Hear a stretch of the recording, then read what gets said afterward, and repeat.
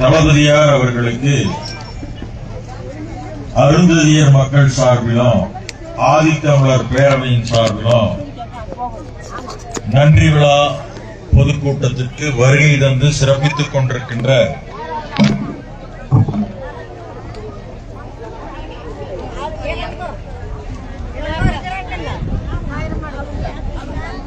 தோழர்கள் வரவேற்புரை நல்கிய கரூர் மாவட்டத்தினுடைய அன்புக்குரிய செயலாளர் பசுவை பெரு பாரதி அவர்களே, பல்வேறு சிறப்பான கருத்துக்களை உங்கள் முன் வழங்கி விடுதலை பெற்று சென்றிருக்கின்ற மாநில பொதுச் செயலாளர் கோவை ரவிக்குமார் அவர்களே, இந்த பொதுக்கூட்டத்திற்கு வருகை தந்து சிறப்பிக்க இருக்கின்ற அரவக்குறிச்சியினுடைய சட்டமன்ற உறுப்பினர் அன்புக்குரிய தோழர் PR இளங்கோவன் அவர்களே, கிருஷ்ணராயபுரம் சட்டமன்ற உறுப்பினர் திருமதி சிவகாம சுந்தரி அவர்களே, குளித்தலையினுடைய சட்டமன்ற உறுப்பினர் இரா மாணிக்கம் அவர்களே, பேரவையினுடைய மாநில நிதி செயலாளர் அன்புக்குரிய தோழர் பெருமாவளவன் அவர்களே,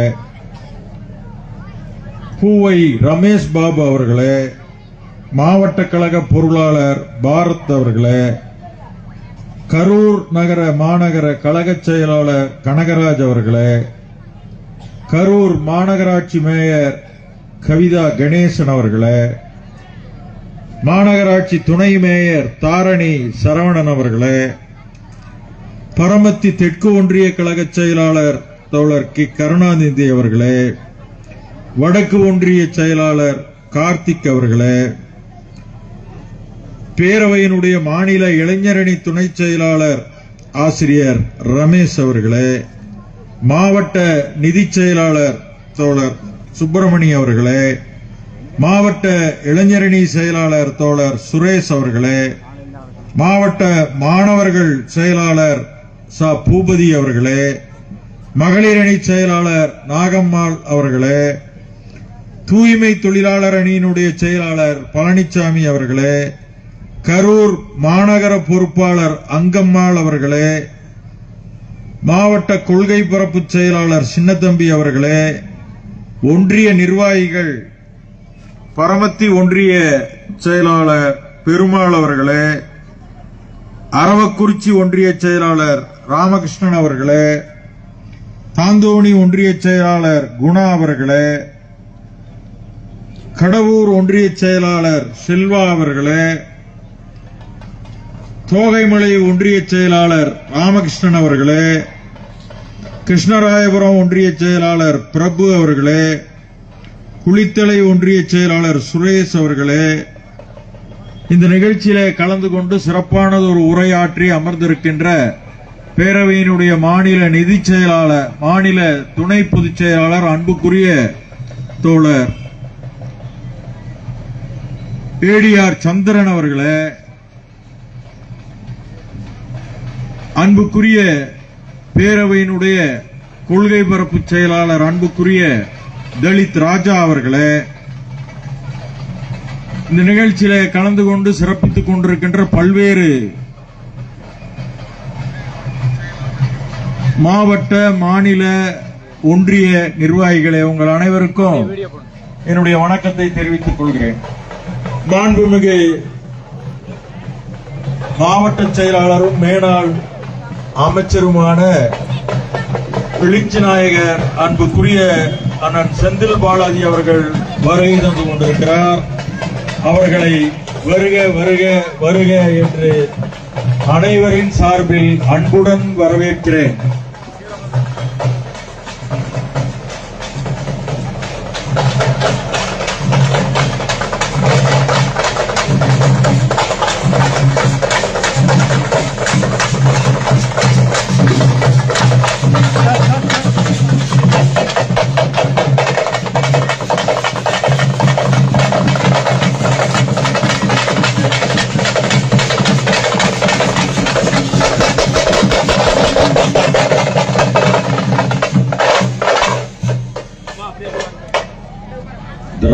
முன்னேற்ற கழகத்தின் சார்பில் மேற்கு மண்டல பொறுப்பாளராக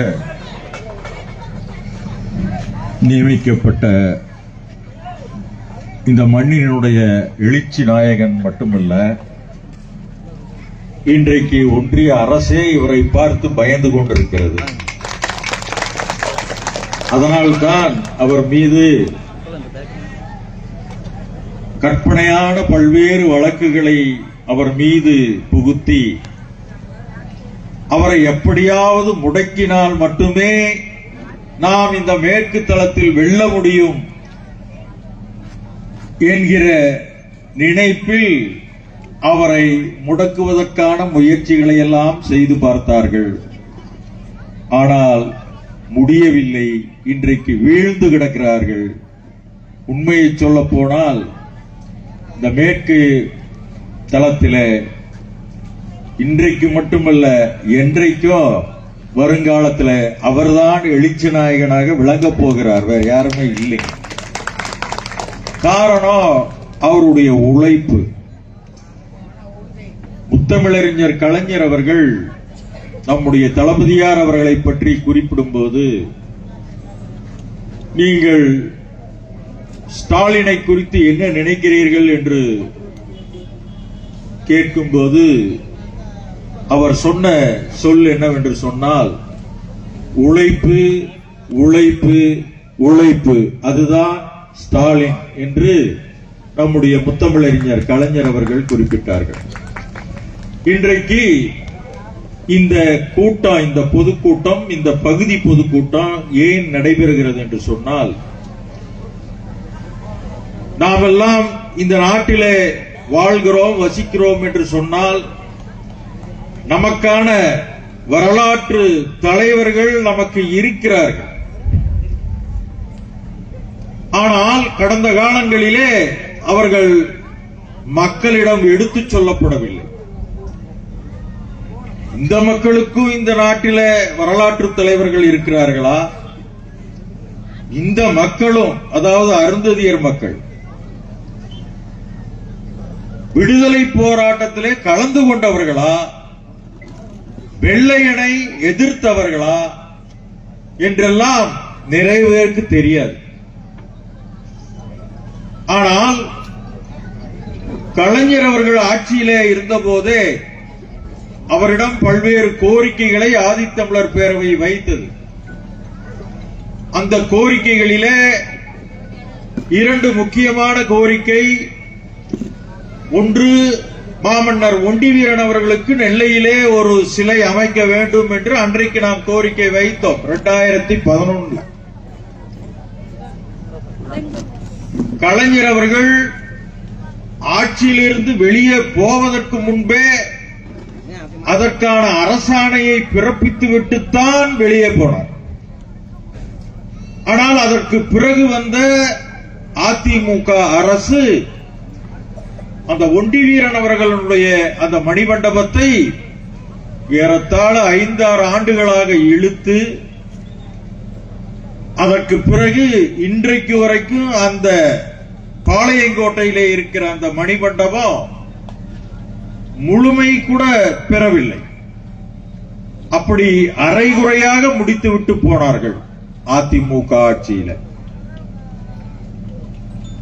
அதற்கு பிறகு இந்த ஆட்சியில நாம் என்றென்றும் மனதில் நினைவிற்கொள்ளுமாறு இன்றைக்கு மொடக்குறிச்சியில, ஜெயராமபுரத்தில் மாவீரன் பொல்லானவர்களுக்கு ஒரு நினைவு சின்னம் எழுப்பப்பட்டிருக்கிறது.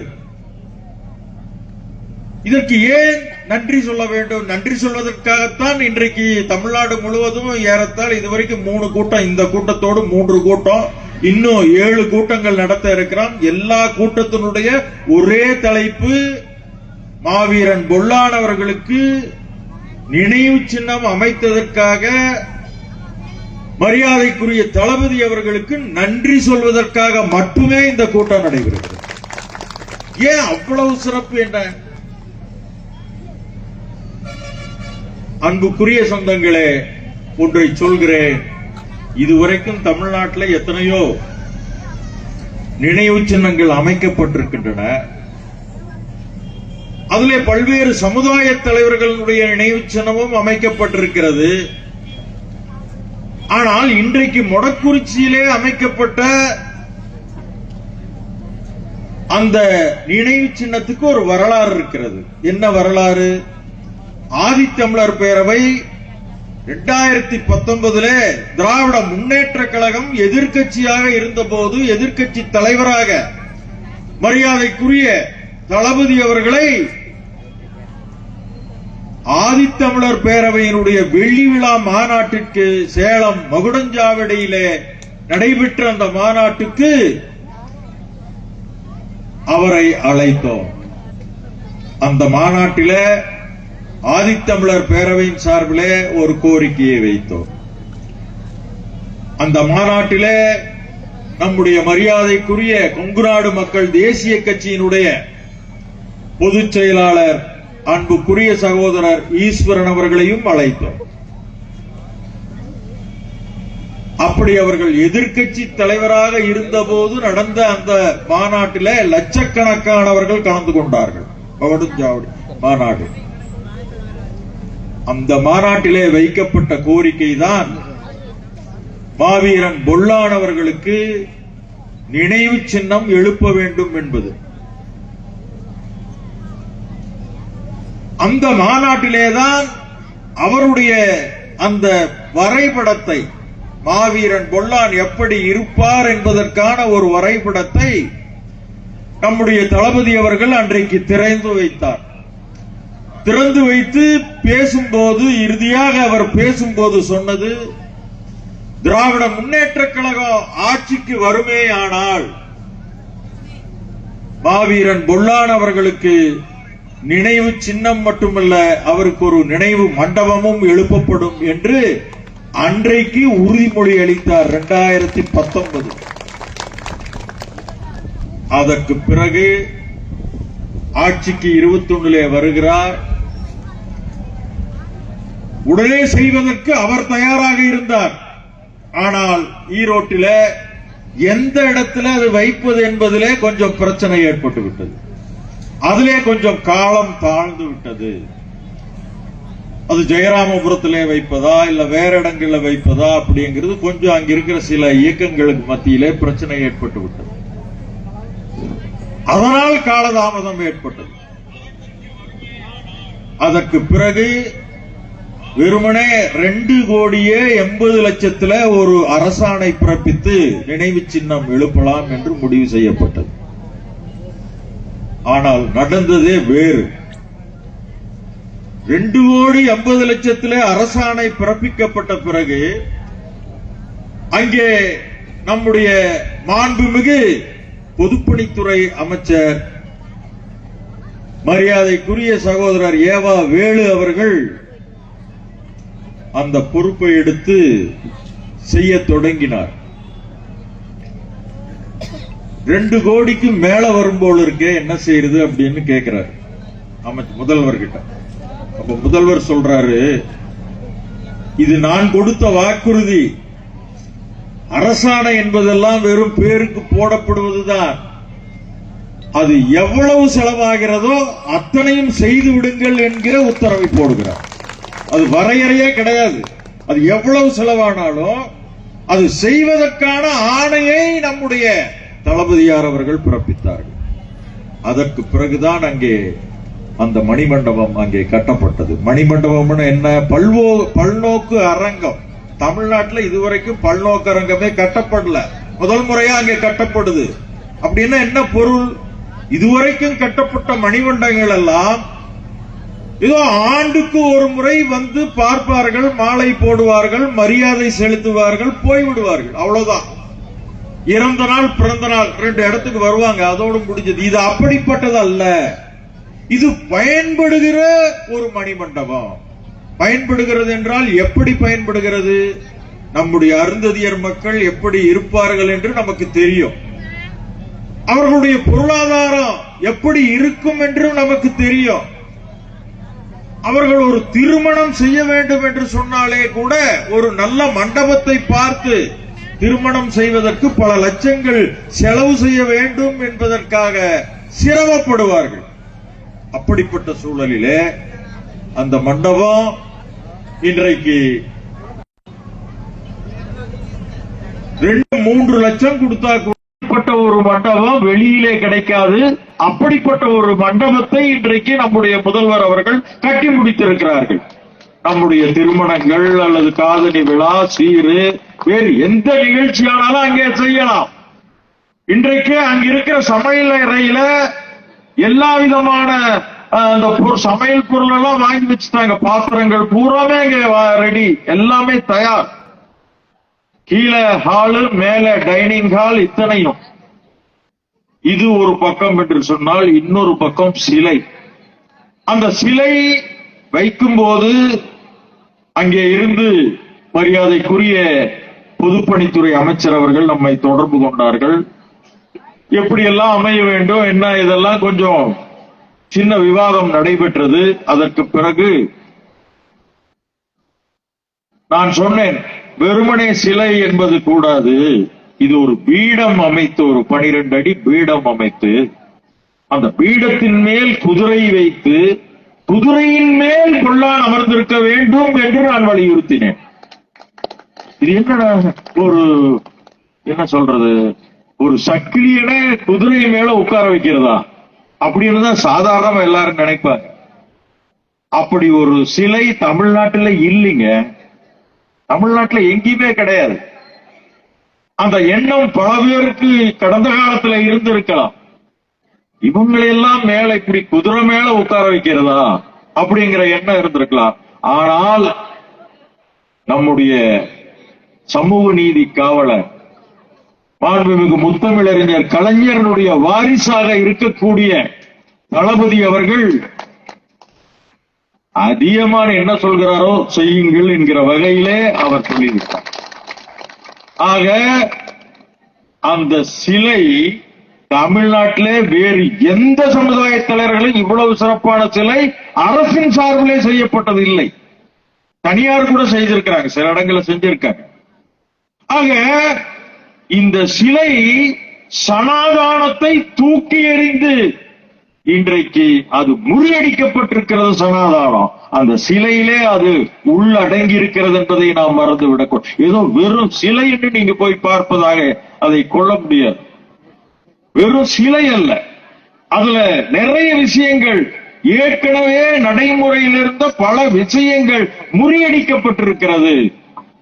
அதுதான் அந்த சிலை. ஏன் இவ்வளவு சிறப்பா ஒரு சிலை, ஒரு நினைவு பண்ண வச்சதுக்கு பாராட்டு விழா நடத்திக்கிட்டே இருக்கிறீங்க? ஏன்னா அப்படி தமிழ்நாடு முழுவதும் வைக்கப்பட்ட சிலைகளுக்கெல்லாம் பாராட்டு விழா நடத்த வேண்டும் என்று சொன்னால், முத்தமிழ் அறிஞருக்கும் நம்முடைய தளபதியாருக்கும் வாழ்நாள் முழுவதும் பாராட்டு விழா நடத்த வேண்டும். அந்த அளவுக்கு தமிழ்நாட்டில் வரலாற்றை மீட்கிற சிலைகளை தமிழ்நாடு முழுவதும் வைத்திருக்கிறார்கள். தமிழ்நாட்டினுடைய அரசியலிலே அருந்ததியர்களுக்கும் விடுதலை போரில் பங்குண்டு வீரன் சின்னமலையினுடைய தளபதியாக இருந்தவர் மாவீரன் பொல்லான் அவர்கள். ஒற்றற்படை தளபதியாக இருந்திருக்கிறார். அதே போல இதே நம்முடைய தளபதியாருடைய இந்த ஆட்சியிலேதான் வீரமங்கை வேலுநாச்சியார் அவர்களுக்கு அங்கே தளபதியாக இருந்த வீரமங்கை குயிலி அவர்களுக்கு சிலை வேண்டும் என்று கேட்டோம். வேற ஒன்னும் மறுப்பே சொல்லலுங்க நம்முடைய முதல்வர் அவர்கள். அப்படியா, சரி, ஓகே. சொல்லி 6 மாதத்துல சிவகங்கையில வேலுநாச்சியார் மணிமண்டபத்திலே 44 லட்சம் ரூபாய் செலவில நம்முடைய வீரத்தாய் குயிலி அவர்களுக்கு அருமையான ஒரு சிலையை இன்றைக்கு தோற்றுவித்திருக்கிறார் நம்முடைய முதல்வர் அவர்கள். இதெல்லாம் என்ன, வெறும் ஒரு சிலை வச்சதுக்கு இப்படி அப்படின்னா, சிலை வைத்ததற்காக அல்ல. இந்த அடித்தட்டு மக்களிலே, அடுக்கப்பட்ட மூட்டையிலே அடிமூட்டையாக இருக்கிற அருந்ததியர் மக்களுடைய தலைவர்களோ இந்த நாட்டிலே வரலாற்றிலே இடம்பெற்றிருக்கிறார்கள் என்பதை இந்த உலகத்துக்கு எடுத்துச் சொல்வதற்காகத்தான் ஒண்டி வீரன் சிலை, ஒண்டி வீரன் மணிமண்டபமாகட்டும், குயிலினுடைய சிலையாகட்டும், மாவீரன் பொல்லானவர்களுடைய சிலையாகட்டும், இதெல்லாம் அதன் மீது வந்ததுதான், வேற ஒண்ணுமே இல்லை. ஆக அதற்காகத்தான் நாம் இதை சொல்லிக் கொண்டிருக்கிறோம். நம்மை பொறுத்தளவு நம்முடைய சொந்தங்களே கொஞ்சம் பொறுமை காக்க வேண்டும். நம்முடைய அமைச்சர் விரைவில் பேச இருக்கிறார். அதற்கு முன்பு ஒரு சில செய்திகளை மட்டும் சொல்லி நான் முடிக்கிறேன், விரைவிலே முடித்து விடுவேன். அன்புக்குரிய சொந்தங்களே, எல்லோரும் எல்லா இடத்திலும் இந்த 3 விழுக்காடு இடஒதுக்கீட்டை பற்றி நாம் பேசுவோம். 3 விழுக்காடு இடஒதுக்கீட்டுக்காக முத்தமிழறிஞர் கலைஞருடன் 3 முறை நான் நேரிலே சந்தித்து பேசியவன். 3 முறை சந்தித்து பேசியிருக்கிறேன். கலைஞர் அவர்கள், உண்மையிலே சொல்கிறேன், அவருக்கு நோபல் பரிசு அல்ல, வேற என்ன எது வேணாலும் கொடுக்கலாங்க. அந்த அளவுக்கு அவருடைய ஒட்டுமொத்த புகழையும் வெளியே வர வேண்டும் என்று சொன்னால், ஒருவேளை அடுத்த தலைமுறை அவரை புரிந்து கொள்ளுமோ என்று நான் நினைக்கிறேன். இந்த தலைமுறை கூட அவரை கடந்துதான் செல்கிறது. அவரை பற்றி தெரிந்து கொள்வதற்கு நிறைய விஷயங்கள் இருக்கிறது. அவர் எழுதிய திரைப்படங்கள் இருக்கிறது, நாடகங்கள் இருக்கிறது, நாவல்கள் இருக்கிறது, எத்தனையோ விஷயங்கள் இருக்கிறது. அதையெல்லாம் நாம் தெரிந்து கொள்வதற்கு இன்னும் நாளாகும். ஆனால் முத்தமிழறிஞர் கலைஞர் அவர்கள் ஒடுக்கப்பட்ட மக்களாக அருந்ததியர் மக்களுடைய நிலையை பார்த்து இவர்களுக்கு எப்படியாவது ஏதாவது நாம் செய்தாக வேண்டும் என்கிற ஒரு உள்ளுணர்வு தோன்றிய உடனே அவர் உடனடியாக செய்து முடிக்க வேண்டும் என்று சொன்னார். உடனடியாக அமைச்சரவை கூட்டத்தை கூட்டினார். உடனடியாக அனைத்து கட்சி கூட்டத்தை கூட்டினார். அனைத்து கட்சி கூட்டத்திலே 27 கட்சிகள் வந்தன. நானும் அதிலே கலந்து கொண்டேன். அனைத்து கட்சி கூட்டத்திலே கலைஞர் கூட்டிய அனைத்து கட்சி கூட்டம், அருந்ததியர் உள்ளிடஒதுக்கீடு வழங்குவதை குறித்த அனைத்து கட்சி கூட்டத்திலே கலந்து கொண்டவன் நான். அதுல சில பேர் எல்லாம் வெளிநடப்பெல்லாம் செஞ்சுட்டு போனாங்க. அவங்க எல்லாம் இப்ப எங்கேயோ ஓரத்துல நின்று கொண்டிருக்கிறார்கள். அதை பற்றி நமக்கு கவலை இல்லை. ஆனால் அந்த கூட்டத்துக்கு பிறகு ஒரு ஜனார்த்தனன் கமிஷன் என்கிற ஒரு குழுவை, ஒரு நபர் குழுவை நியமித்து 6 மாத காலத்திலே அறிக்கை கொடுங்கள் என்று சொல்லி, அந்த அறிக்கைப்படி அவர் கேட்கிறார் தமிழ்நாட்டுடைய நிர்வாகத்துல அருந்ததியருடைய நிலை எப்படி, யார் ஐபிஎஸ் எத்தனை இருக்கிறாங்க, ஐஏஎஸ் எத்தனை இருக்கிறாங்க, இன்ஸ்பெக்டர் எவ்வளவு இருக்கிறாங்க, காவலர்கள் எத்தனை பேர் இருக்கிறாங்க, லெக்சரர் எத்தனை பேர் இருக்கிறாங்க அப்படின்னு ஒவ்வொன்னு புள்ளிவிவரம் எடுத்தா ஐஏஎஸ் எத்தனை பேர் இருக்கிறாங்கன்னா 2 பேர் இருக்கிறாங்க. ஐபிஎஸ் எத்தனை பேர் இருக்கிறாங்கன்னா ஒருத்தர் கூட இல்லை. நீதிபதிகள் எத்தனை பேர் இருக்கிறாங்கன்னா ஒரே ஒருத்தர் இருக்கிறார், ஒருத்தருமே இல்லை. இப்படி பல புள்ளிவிவரங்கள் வருகிறது. ரொம்ப அதாவது ஒரு அபாய எச்சரிக்கை கொடுக்கிற புள்ளிவிவரம் அது. ஆனால் மற்றவர்கள் இருக்கிறார்கள், அதே பட்டியலினத்தைச் சேர்ந்த மற்றவர்கள் நிறைய பேர் இருக்கிறார்கள். அருந்ததியர்கள் அந்த பட்டியலிலே இல்லை. இன்னும் சொல்ல போனால் நிர்வாகத்திலே இருக்கிற அதிகாரிகளே புள்ளிவிவரம் தர மறுக்கிறார்கள். ஜனார்த்தன் கமிஷனுக்கு கோபம் வந்து விட்டது அவருக்கு, ஜனார்த்தனன் அவர்களுக்கு, ஜஸ்டிஸ் ஜனார்த்தனம் அவர்கள். என்ன புள்ளிவிவரம் கேட்கிறேன், புள்ளிவிவரம் தரமாட்டேங்கிறாங்க அப்படிங்கிறார். உடனே முதல்வர் கலைஞர் அவரிடம் போய் புகார் சொல்றார். இந்த மாதிரி புள்ளிவிவரம் கேட்டா புள்ளிவிவரம் கூட தரமாட்டேங்கிறாங்க அப்படின்னு சொல்லும் போது உடனே 2 நாளில் கலைஞர் உத்தரவு போட்டு அந்த புள்ளிவிவரங்களை 2 நாளில் அத்தனை பேரும் தர வேண்டும் என்கிற உத்தரவை போட்டு அந்த புள்ளிவிவரத்தை வாங்குகிறார். அதற்கு பிறகுதான் ஒவ்வொன்னா நடக்குது. 2009 3 விழுக்காடு இடஒதுக்கீடு தரப்படுகிறது. ஆனால் அதற்கு எடுத்துக்கொள்ளப்பட்ட சென்சஸ் என்பது 2001க்கான சென்சஸ், 2011க்கான சென்சஸ் கிடையாது. 2001க்கான சென்சஸ்ல மக்கள் தொகை 2.88 என்று இருக்கிறது. அவ்வளவுதான். நம்ம மக்கள், இங்கு இருக்கிற நம்முடைய அருந்ததியர் மக்கள் நிறைய பேர் தங்களுடைய சாதியை ஆதி திராவிடர் என்று கொடுத்திருக்கிறார்கள். அருந்ததியர் என்று இல்லை, சக்கிலியர் என்று இல்லை, மாதிகா என்று இல்லை, மாதாரி என்று இல்லை, பகடை என்று இல்லை. அப்ப ஆதி திராவிடர் சொன்னால் எங்க போய் சேருது?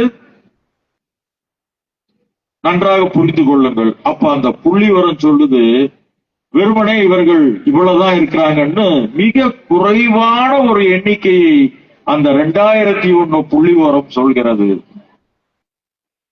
அதை வைத்துக் கொண்டுதான் அன்றைக்கு அந்த 3 விழுக்காடு கலைஞர் சொன்னார். 2.88 ரவுண்ட் செய்து 3 விழுக்காக கொடுத்தார். இதற்கு இடையில் நடந்த சில விஷயங்களை நான் சொன்னால் நீங்கள் எல்லாம் ஆச்சரியப்படுவீர்கள். அதை எதிர்த்து பல பேர் குரல் கொடுத்தார்கள். இன்னும் சொல்ல போனால் தலைமை செயலகத்திலே அதற்கான அந்த அதிகாரிகள் எதிர்த்தார்கள். நீங்கள் தலித் மக்களை பிளவுபடுத்துகிறீர்கள் என்று சொன்னார்கள். அவர்களுக்கு வேண்டுமானால் பணத்தை ஒதுக்கி சிறப்பு திட்டங்களை தீட்டுங்கள் என்று சொன்னார்கள். ஆனால் கலைஞர் அதையெல்லாம் கேட்கவே இல்லை.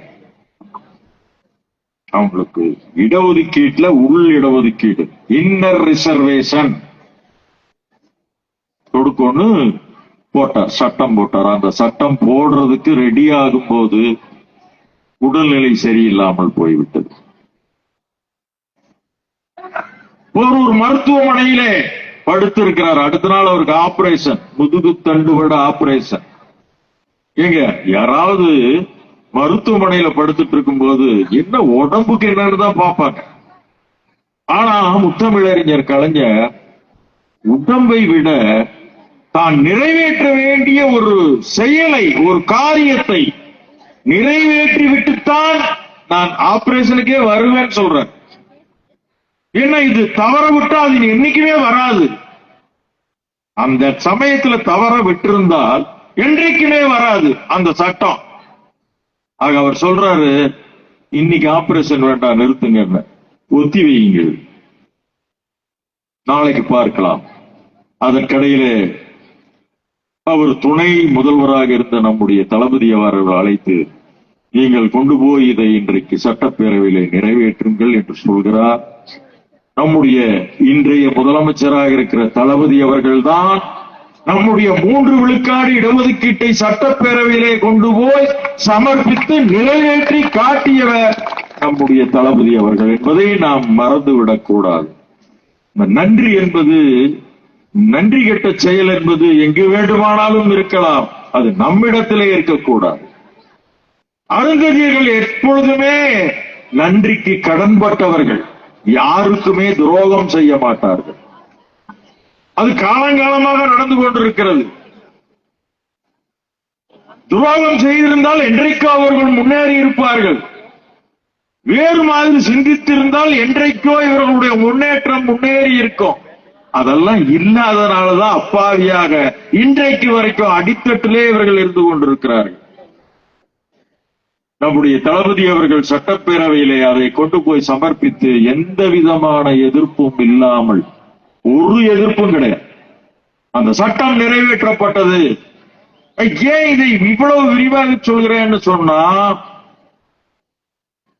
தமிழ்நாட்டிலேயே இதற்கு முன்னால் நிறைய பேர் போராடி இருக்கிறாங்க. எங்களுக்கு தனி இடஒதுக்கீடு வேணும், உள் இடஒதுக்கீடு வேண்டும் என்று வன்னியர் சங்கம் எல்லாம் பல பேரை பழி கொடுத்து போராடி இருக்கிறார்கள். ஆனால் அவர்களால் பெற முடியவில்லை.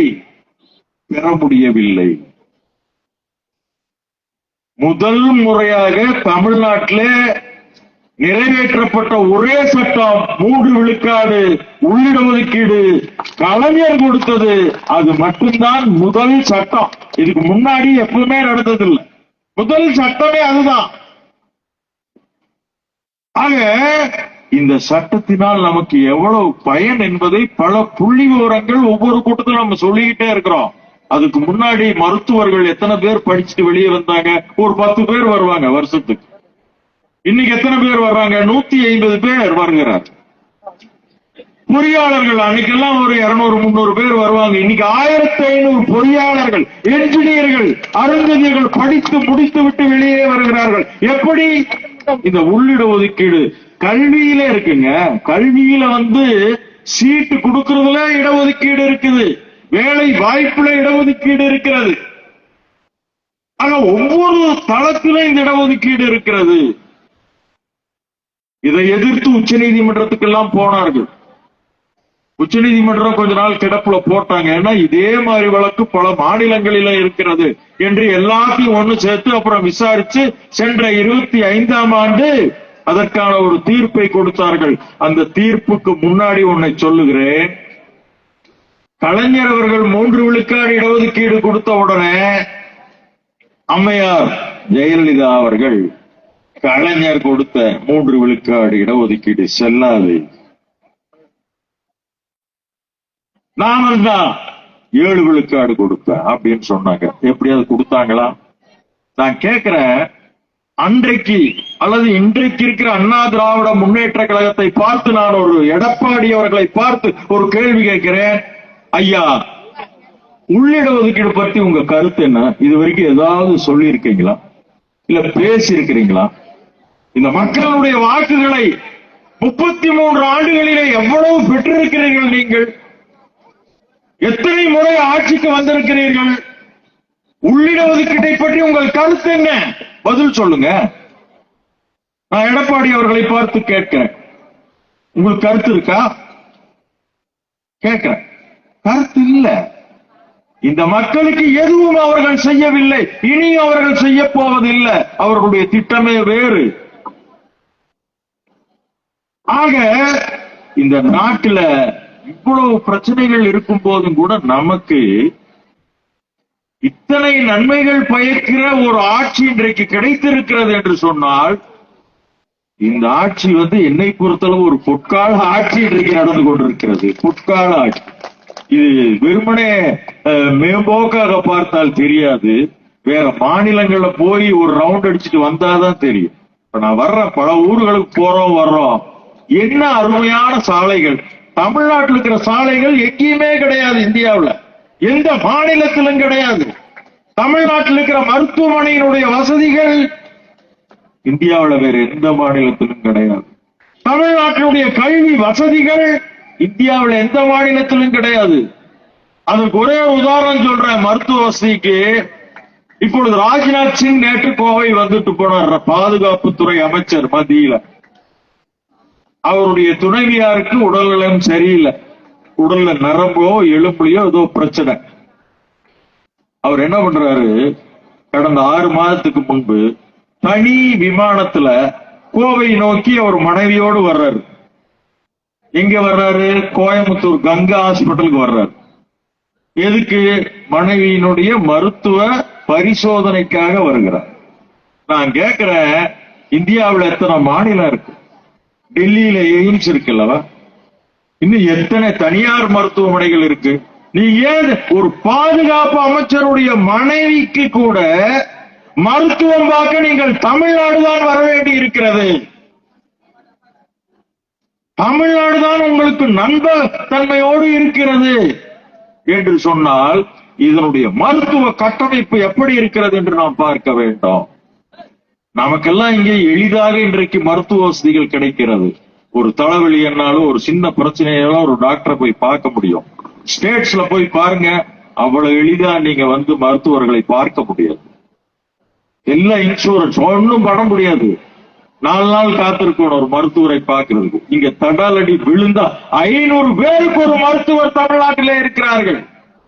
ஆனால் அமெரிக்காவில் கூட 500 பேருக்கு ஒரு மருத்துவர் கிடையாதுங்க. என்ன ஒரு வளர்ச்சி! இது எப்படி சாத்தியமானது? உயர்கல்வியிலே இன்றைக்கு படிக்கிற பெண்கள்ல நம்ம தமிழ்நாடு தான் நம்பர் 1 இருக்கிறது. இன்னைக்கு தமிழ்நாட்டுடைய முதலமைச்சர் நம்முடைய தளபதியார் அவர்கள் பெண்கள் மீது செலுத்துகிற அக்கறை அப்படிங்கிறது ஒண்ணு இருக்குல்லவா? ஒரு தந்தையினுடைய அக்கறை, ஒரு தாயினுடைய அக்கறை. இந்த பெண்களுக்கு எல்லா வகையிலும் நாம் ஏதாவது செய்தாக வேண்டும் என்று ஒவ்வொன்றாக செய்து கொண்டே இருக்கிறார். இந்த செய்திகள் எல்லாம் நம்மை பொறுத்தளவு ஒவ்வொன்றாக ஒழிப்பதற்கு ஒன்றிய அரசு முயற்சி செய்து கொண்டிருக்கிறது. இங்க என்னெல்லாம் நடக்குதோ அதையெல்லாம் ஒழிப்பதற்கு என்னென்ன முயற்சிகள் செய்ய வேண்டுமோ அதையெல்லாம் அவர்கள் செய்து கொண்டிருக்கிறார்கள். நாம் அதை பற்றி கவலைப்படவில்லை. வருகிற அடுத்த ஆட்சி திராவிட முன்னேற்ற கழகத்தினுடைய ஆட்சி என்பது 2.0. அந்த 2.0 என்கிற ஆட்சியில இன்னைக்கு நம்முடைய மக்களுக்கு என்னங்க பிரச்சனை? நான் சொல்றேங்க, நாளே பிரச்சனை தாங்க தமிழ்நாட்டில் இருக்கிற மக்களுக்கு. ஒண்ணு பட்டா இல்ல, இன்னொன்னு குடியிருப்பு வீடு இல்ல, இன்னொன்னு சுடுகாடு இல்ல, இன்னொன்னு தண்ணீர் வசதி இல்ல. அவ்வளவுதாங்க. மற்றதெல்லாம் வேலை வாய்ப்பு அது இதெல்லாம் எல்லாருக்கும் இருக்கிற பொதுவான விஷயம். ஆனால் நம்முடைய தளபதியார் அவர்கள் 8 லட்சம் வீடுகள் கட்டுவதற்கு திட்டமிட்டிருக்கிறார். இன்னைக்கு 1 லட்சம் வீடுகள் கட்டி முடிக்கப்பட்டு விட்டது. கடந்த காலத்துல வெறும் 120 130 ஸ்கொயர் ஃபீட் தான். இன்னைக்கு 440 ஸ்கொயர் ஃபீட்ல இன்னைக்கு அடுக்குமாடி குடியிருப்புகள். எங்கெங்க இது எப்படி கிடைக்குது? எப்படி சாத்தியம்? இந்த அளவுக்கு இன்றைக்கு ஒரு காலகட்டத்தில் கலைஞர் முதலாக ஆட்சி ஏற்ற போது அவர் 71க்கு பிறகு குடிசை மாற்று வாரியம், பிச்சைக்காரர் ஒழிப்பு வாரியம், கண்ணுக்கான அவர்களுக்கான எல்லா இலவச மருத்துவம் அப்படின்னு ஒவ்வொன்னா தொடங்கினார். அப்பதான் முதல்ல குடிசைகள் இருந்த நம்முடைய அருந்ததியர் மக்கள் அடுக்குமாடி குடியிருப்புக்கு நாம் போனோம். அதுக்கு முன்னாடி ஏது அடுக்குமாடி குடியிருப்பாக ஒண்ணும் கிடையாது. அது எப்போ 71ல. இப்போ என்ன தெரியுங்களா, அந்த 71ல் கட்டப்பட்ட அந்த அடுக்குமாடி குடியிருப்புகளும் 25 ஆண்டுகள் முடிந்து விட்டது என்று சொல்லி இடித்து தள்ளப்பட்டு அங்கே புது வீடுகள் கட்டப்பட்டு விட்டன. ரெண்டு ஜெனரேஷன் முடிஞ்சு போச்சுங்க. 2 ஜெனரேஷன் முடிஞ்சிருச்சாங்க. புது வீடுகள் இன்றைக்கு அப்படியே அழகாக அப்படியே தனியாருடைய அடுக்குமாடு குடியிருப்பு எப்படி இருக்கும் அந்த ஈரோட்டுல போய் பாருங்க. நீங்க தனியார் கட்டின அபார்ட்மெண்ட்டை விட சிறப்பா நம்முடைய அரசு கட்டிய வீடுகள் இன்றைக்கு இருந்து கொண்டிருக்கின்றன. இதெல்லாம் எப்படி சாத்தியம்? கடன் வாங்கி இன்னைக்கு வதந்திகளை நிறைய பரப்புகிறார்கள். நாம் மிக ஜாக்கிரதையாக இருக்க வேண்டும். 5000 ரூபாய் முந்தானத்து போட்டார் அப்படின்னு சொன்னா உடனே ஒரு வதந்தி, நீங்க சாயந்தரத்துக்குள்ள எடுத்துருவோம், இல்லாட்டி பணம் எல்லாம் காலி ஆயிரும், கவர்மெண்ட்டுக்கே போயிடும். இப்படி வதந்தி பரப்பிக்கிட்டே இருப்பாங்க. கவலையே படாதீங்க. அப்புறம் உடனே இந்த பணம் எல்லாம் எங்கிருந்து வருது தெரியுமா? ஆதி திராவிடருக்காக ஒதுக்கப்பட்ட பணத்தை எல்லாம் எடுத்து இதுல செலவழிக்கிறாங்க அப்படின்னு ஒரு வதந்தியை பரப்புறாங்க. இப்படி ஏதாவது ஒரு வதந்தியை பரப்பிக்கொண்டே இருப்பார்கள். நாம் தான் மிகவும் ஜாக்கிரதையாக இருக்க வேண்டும். நான் சொல்கிறேன் அன்புக்குரிய சொந்தங்களே, கலைஞர் ஆட்சி ஏற்ற அந்த காலத்திலிருந்து இந்த காலம் வரை என்னுடைய சொந்த வீட்டிலேயே நான் சொல்றேங்க, அவர் ஆட்சியில தாங்க நானு கவர்மெண்ட் சர்வீஸ்க்கே போனேன். 76ல முதல்ல சர்வீஸ் கமிஷன் எழுதி அவருடைய ஆட்சியில தான் போனேன். அதற்கு பிறகு எங்க வீட்டிலேயே 7 பேர் இருக்கிற எங்களுடைய வீட்டிலேயே 2 பேர் டாக்டர்கள். எங்க வீட்லயே ஒரு சக்கிலியர் வீட்டுல 2 பேர் டாக்டர், ஒருத்தர் என்ஜினியர், ஒருத்தர் வக்கீல். இது எப்படிங்க சாத்தியம்? ஒருத்தர் தலைமை செயலகத்துல அண்டர் செக்ரட்டரி எங்க அக்கா. இது எப்படி ஒரு அருந்ததிய வீட்டுல சாத்தியமானது? இது சமூக நீதி கொள்கை, நீதி கட்சியினுடைய தொடர்ச்சி. நீதி கட்சியினுடைய தொடர்ச்சி தான் திராவிட மாடல் ஆட்சி. இந்த திராவிட மாடல் ஆட்சியை நாம் எக்காரணம் கொண்டும் தூக்கி நிறுத்தி இதை காக்க வேண்டும். அடுத்த 2026 வருகிற தேர்தலிலே உறுதியாக சொல்கிறேன், மீண்டும் தளபதி அவர்கள் தான் ஆட்சி அமைக்கப் போகிறார்கள். நாம் அனைவரும் அவரோடு ஒத்துழைக்க வேண்டும் என்று கேட்டுக்கொள்வதுடன் அதற்காக இந்த மேற்கு தளத்தை பொறுப்பு ஒப்படைக்கப்பட்டிருக்கிற நம்முடைய எழுச்சி நாயகன் முன்னாள் அமைச்சர் மரியாதைக்குரிய அண்ணன் செந்தில் பாலாஜி அவர்களுக்கு உண்மையிலே சொல்கிறேன், அவரை பார்த்தா எங்களுக்கு எல்லாம் ஒரு நம்பிக்கை வருதுங்க. இயல்பாவே சொல்றேன். எத்தனையோ பேர் நாங்க பாக்குறோம், பல அமைச்சர்களை நான் பார்த்துட்டு இருக்கிறோம். இப்ப இந்த அமைச்சரவையில் இருக்கிற ஒரு 17-18 அமைச்சர்கள் எனக்கு கொஞ்சம் நெருக்கமா தான் இருக்கிறாங்க. ஆனா யார பார்த்தாலும் ஒரு எழுச்சியோ ஒரு நம்பிக்கையோ எனக்கு வரலைங்க. ஆனா மரியாதைக்குரிய நம்முடைய அண்ணன் செந்தில் பாலாஜி அவர்களை சந்தித்த உடனே இயல்பாகவே ஒரு நம்பிக்கை வருது. நமக்கு நிச்சயமாக ஒரு வாய்ப்பு இருக்கிறது. இந்த மக்களுக்கு ஒரு நன்மை கிடைக்க போகிறது. இந்த மக்களுக்கான எல்லா வாழ்வாதாரங்களும் வருங்காலத்தில் கிடைக்கும் அப்படிங்கிற நம்பிக்கை உறுதியாகப்பட்டிருக்கிறது. எனவே அன்புக்குரிய சொந்தங்களே, நாம் உறுதியாக பாதுகாக்கப்பட்ட இடத்தில் இருக்கிறோம். அந்த பாதுகாப்பு அரணாக நம்முடைய முன்னாள் அமைச்சர்கள் விளங்குகிறார்கள் என்று சொல்லி, நம்முடைய ஆட்சி என்பது திராவிட முன்னேற்ற கழகத்தினுடைய ஆட்சி என்பது அருந்ததியர்களுடைய ஆட்சி. இப்ப எழுதி வச்சுக்கீங்க, சந்தேகமே வேண்டாம். இது அருந்ததியர்களுக்கான ஆட்சி. ஏன்னா உரிமை தொகை அதிகம் வாங்குகிறவர்கள் நம்முடைய மக்கள் தான். இன்னும் அந்த புள்ளி வரமெல்லாம் எடுத்தா தெளிவா தெரியுங்க. விடியல் பயணம் செய்கிறவர்கள் யார் என்று சொன்னால் நம்முடைய மக்கள் தான் அதிகம். புதுமை வீடு திட்டத்துல எத்தனை பேர் அருந்ததியர்கள், நான் முதல்வர் திட்டத்துல எத்தனை பேர் அருந்ததியர்கள். இந்த புலிவரம் இதுவரைக்கும் கிடைக்கல, இனிமேல் கிடைக்கும். அதுல எல்லாமே நம்மை நோக்கி வந்து கொண்டிருக்கின்றன. அடித்தட்டிலே இருக்கிற இந்த மக்களை மேலே கொண்டு வர வேண்டும் என்பதுதான் தந்தை பெரியாரினுடைய நோக்கம், பேரறிஞர் அண்ணாவினுடைய நோக்கம், முத்தமிழறிஞர் கலைஞர் அவர்களுடைய நோக்கம், நம்முடைய தளபதியார் அவர்களுடைய நோக்கமும் அதுதான். எனவே அவருக்கு நாம் எல்லோரும் ஒத்துழைப்போம். அவரை அடுத்த ஆட்சியிலே அமர வைப்பது நமது கடமை என்று கூறி முடிக்கிறேன். நன்றி, வணக்கம்.